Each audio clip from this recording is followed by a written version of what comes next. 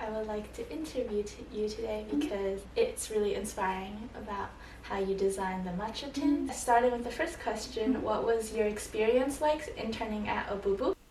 I don't think it would be an exaggeration to say that it was life-changing. Like, I think coming here, it really put me on the path to pursuing my interests. I came to Obubu already liking tea, but through being able to experience and living in Osaka for 3 months, it really opened my eyes to the world of Japanese tea, and I don't think I would be here living in Japan now if it wasn't for that. Of course, I learned a lot, I experienced a lot, I had a lot of fun, but I also made a lot of great friends. So the community here in Osaka and the people at Obubu are definitely what keep me coming back. I did design before I came to Obubu, so I already had that background.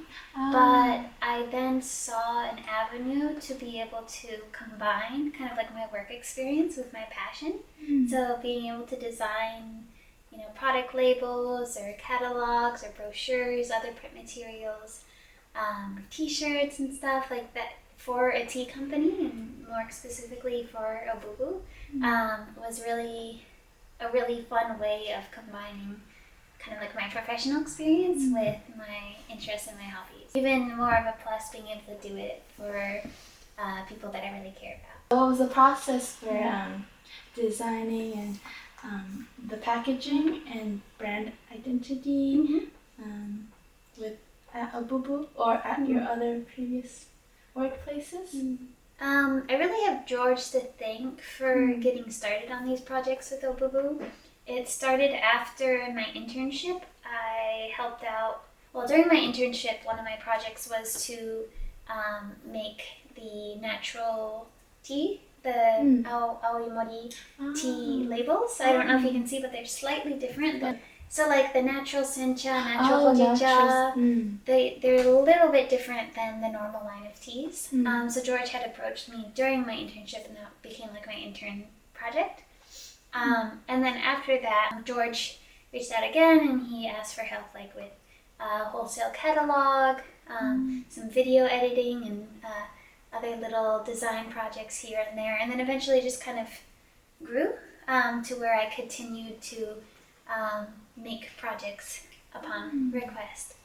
For the matcha label tin, for example, it was creating something that was still on brand, but kind of had a nice new fresh look to it. So really just thinking about Obubu, its brand, its I guess the impression that it gives off to people, and trying to apply that in a physical form. It was really, really fun. How long did it take? It's still ongoing. The matcha labels started in, I think, October of last year. And we got them kind of finished up by the start of this year. So it took a few months just creating some mock-up designs, having meetings with Kayo-san and George to kind of go over any little tweaks here and there. And then for the general labels, we're working on rolling out all new labels for all of the teas, just kind of a new fresh design. And so that's definitely a longer project, and probably will finish before June. So it's going to be about 5 months, but that's just kind of working at a nice slow pace. Sounds really fun. So what platforms or strategies do you use when you're trying to work on these creative projects?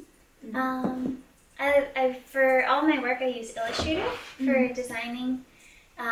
It's just a great tool to put all my material onto an artboard and create something that I have in mind. I always like to refer to other sources of inspiration.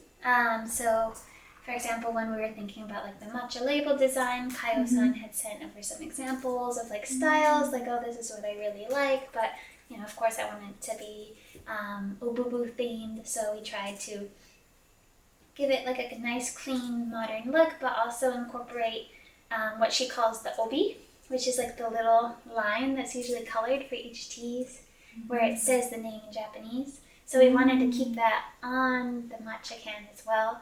So that's why we have a little green line that goes to the bottom, and then that green line continues around. So that's kind of the continuation of the obi. What are some of the biggest challenges you faced in the whole process? I think what's really hard in making a label is incorporating imagery. So like a photo. So with the current Obubu labels, they have the half leaf, right, on half of the side of the label. And I wanted to be able to continue that so people like know exactly like what the photo of the leaf that they're getting. It's not just like an artistic style. It's not like a drawing or anything. So having an image that blends in well with the label, I find to be quite challenging. It's much easier to stick to just like a very simple drawing, in my opinion, or using nothing. So I wanted to do something a little bit different than the half circle, and went a little bit towards the design of the natural label that I had done during my time as an intern, but then wanted to keep it a little bit different. So instead of doing like just a rectangular block of an image, I tried to like smooth things out by adding a curve to that. So then it just helps to have the image effortlessly flow into the rest of the design. So I definitely got some really good feedback. I struggled with that at the beginning because I felt that the image just was kind of too heavy on top of the label. And then after, having some meetings with Kaio-san and George, like we decided on like a good way to kind of keep it, to make it blend in with everything else. So definitely super thankful for their feedback for that, because it was really hard. Was there any mistakes you made early on that became like learning moments for you? Yeah, definitely. So I think the biggest challenge in making a label is printing it.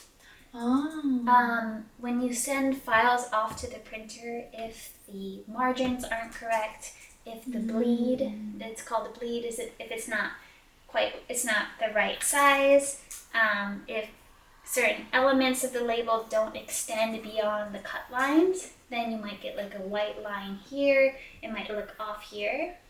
So there were a few times to where I had to slightly tweak the size of the file, add some margins here and there to make the printing process a little bit easier, so that every time we printed it would come out really nicely. So as somebody who did a lot of digital design, to then move into print design, I really had to learn the importance of designing within those margins and those bleed lines. So I made a lot of mistakes there. So there were some labels that had arrived that had like a little white line at the top, just because the elements didn't extend beyond the cut line. So it had that white mark. So then I was like, oh, okay, like here's what I need to do to make sure that doesn't happen. What software is that on that you have to adjust the... You can do InDesign or Illustrator. InDesign's a little bit easier for like a big print projects, like if you're making like a magazine or a book.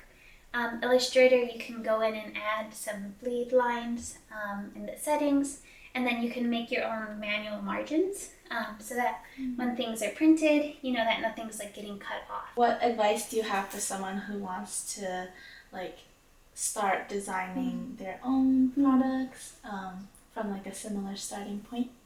I think just get in there and just start messing around with things and see where that leads you. So I always like to just jump in, start tweaking with my designs, just see kind of what direction it takes me. And if I ever feel stuck, definitely go for some inspiration, whether that's like looking up something that another design that maybe that really inspires something within you, or going out somewhere and maybe you'll get some creative creative inspiration there. If you feel stuck, definitely just go out and see what inspires you with your design. So, what are your future plans, and is Obubu still part of that journey? Are there any exciting projects or collaborations you're working on? Obubu is definitely part of my future. I don't know exactly how that looks like, But I know for sure that I'll always be coming back here, always helping out. It's far though. It's far from Tokyo, right? Yeah. I mean, 3 hours. it's so much better than being in the US. Yeah. As opposed to 13 hours. So I'm really, really fortunate that I'm now living in Japan and being able to work here and be so close to everyone at Obubu, and just be like a phone call away, even if I'm working remotely, to be able to help out with some new projects. So not just Obubu, but of course other tea farmers too. So just trying to help out the community here that I really feel connected to. Yeah. I see a lot of opportunity for expanding the world of Japanese tea. There's a lot of tea farmers who maybe aren't too sure with the importance of like branding or label design, especially like something bilingual to reach a broader audience and stuff like that. So not just Obubu, but would love to help out other farmers as well.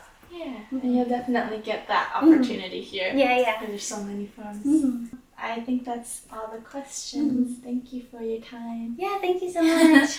I really loved all your questions. Yeah. And really appreciate you going into so much detail with my projects, because this is my first time that I really get to share it with someone. And I feel like that makes it like there's such a story behind it. Every aspect of like the products have like some type of like care that is put into it, and it's just nice that you were able to come in and do this interview. I can learn a little bit more about design. ありがとうございます。